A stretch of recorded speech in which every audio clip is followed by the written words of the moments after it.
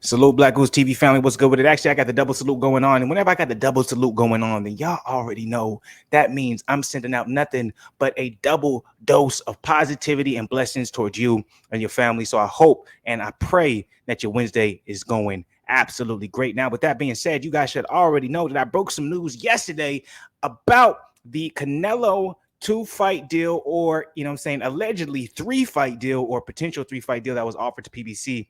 Going around the boxing community, what was going around when it came to the news when he was offered a DAZN 2-fight deal as well as a PBC 2-fight deal. The PBC fight 2-fight deal consisted of only Jamal Charlo and David Benavidez. Well, as of yesterday, I went ahead and broke the story.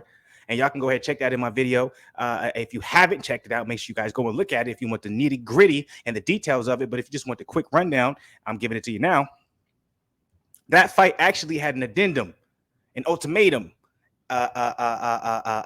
another option when it came to Canelo's second fight on that supposed 2-fight, quote unquote 3-fight deal that PBC offered to him. Now, I don't know if there was a rematch clause if he would have beat Jamal Charlo, but let's just say from a poor man's perspective, from the outside looking in, if we don't know the details, but we just know what's being presented to us, when I look at what's being presented to us as a boxing family is the fact that if he beat Jamal Charlo, then he would have the option of either fighting Errol Spence at a catchweight, or he would have the option of fighting David Benavidez. And David Benavidez, that fight would happen at super middleweight. The catchweight with Errol Spence would happen somewhere around like 162 to 164. Okay. I didn't know that. I didn't know that until I read that article, which means that it was brand new to me as of yesterday. Okay. If you guys knew this before, then you guys are way ahead of me on the game. And honestly, if you guys been known this, y'all should be having your own YouTube channel and reporting this type of boxing news, because y'all would have had this out way before me, myself, and anybody else reporting it. I had no idea of these news that Errol Spence was actually a part of that 2-fight deal offered to him. Allegedly, that was coming from the representatives of Errol Spence and Jamal Charlo. Okay. So let's say all of this is true. And right now I'm thinking it is true because you have Canelo's trainer, as you can see over here with this title. You can see the title below. You have them both acknowledging Errol Spence. You also had Canelo acknowledging Errol Spence in an interview with Fight Hype. I'm not going to be reacting to that tonight, but I will be at some point. Basically saying, hey, if he wants it, he can get it. So if they are both acknowledging Errol Spence or they're saying something about Errol Spence, then they have to see there is something in Errol Spence that they may want to go ahead and get this to happen. And does it all, does it prerequisite? Does it date all the way back to when this 2-fight deal was looked at and they saw Errol Spence as the option? Or is it something that's always been on Canelo's mind, right? Because let's just be real. If Errol beats Terrence Crawford versus Canelo is not, that can never happen, right? Errol Spence versus Canelo can, though. So that makes me think, oh, are we going to maybe see Errol versus Terrence? Errol beat Terrence and then Errol versus Canelo next year, right? That's all the money in the world. That's way more money than anything else that can happen right now that Canelo can fight. Errol versus Canelo is going to make the most money out of any other options he may have. More than David Benavidez, more than Jamal Charlo. Talk to me. More than Boo Boo Andrade, more than all these guys. The only person who's going to outsell Errol versus Canelo is going to be Triple G versus Canelo in the 3rd fight. Okay? Now, obviously, that's not set in stone. That's just my opinion and me looking at it from the outside in.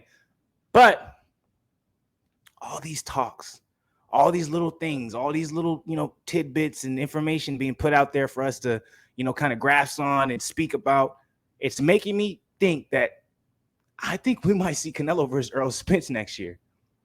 I know we're seeing, Errol Spence and Terrence Crawford going back at it and going back and forth and da-da-da-da. But hear me out for a second, guys. Just hear me out. We've been seeing a very slight back and forth, or at least with the media, of Errol Spence and Terrence Crawford happening. It's never happened, right?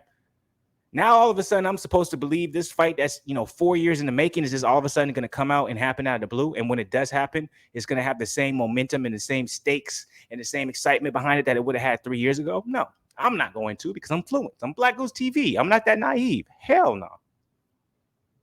But do I believe there's a possibility of both of these guys knowing they may not fight each other and understanding where they are in the boxing community and understanding that, hey, us fighting each other is a big fight. But what if we hype each other up so much that we end up landing a fight outside of each other where we can make just as much money and cement our legacy? Think about it. Errol Spence versus Canelo. Errol Spence makes biggest payday of his life and cements his legacy. Not that his legacy needs cementing, but I'm just saying he adds on to it. Terrence Crawford, hey, we don't get the Earl fight, but guess what? We finna fight Jermell Charlo for that undisputed 154. That's Earl's boy. Nah, I never got, the narrative behind that. I'm just saying there's a lot of things going on in the boxing community, and there's a lot of things, different switches moving, different gears being changed, that if you're not savvy, you're going to get lost in the mix, and you're going to be so focused on this guy is ducking this guy. No, please stop being so stupid thinking that someone's ducking another person. Please, please. Black Goose family, I love y'all, but please stop coming at me with this narrative of someone's ducking another person.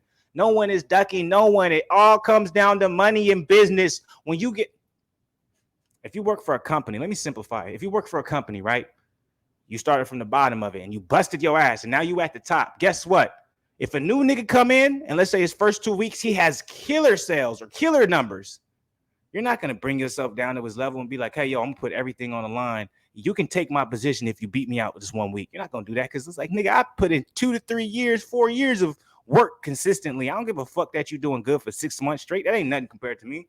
And it's like, you guys don't look at it that same way. You guys just look at it as like, he's scared. Like, no, nigga, the same type of competition you have in your job, you try and move up and do what you got to do, and there's levels and all this type of shit, prove yourself. It's the same thing in boxing. All this shit is a business first, entertainment second, sport last, okay?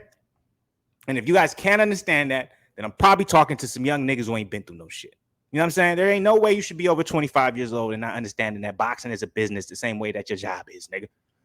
And if that's what you're thinking, well, shit, I guess that's why y'all got so much smoke for me, because y'all hate the way I talk and y'all can't understand why I'm saying it. But either way, I'm not going to be too long with it. Let me know what you guys think about this particular topic that I brought to y'all. Drop it in the comments below. Like the video. Subscribe to the channel if you're not part of the Black Goose family. And I've been told y'all, man, be smarter than what people perceive you to be. But also, if they perceive you to be a certain way, let them perceive you to be lesser than what you really is. You don't want to expose yourself to anybody. Always have something in the tank that they never expected, especially if it's someone who don't know you. What I mean by that is, if you got a gun and that joint is loaded and you let out all the clips, you want your enemy thinking you ain't got nothing left. And now all of a sudden you grabbing something out of your sock, you got 3 more bullets. Like, yeah, you didn't know I had those in the chamber because you thought you knew me, nigga. You thought I was stupid enough to only have motherfucking 6 bullets for this joint, 8 bullets for this joint. And when I'm out, I'm done. Nah, nigga, I came prepared.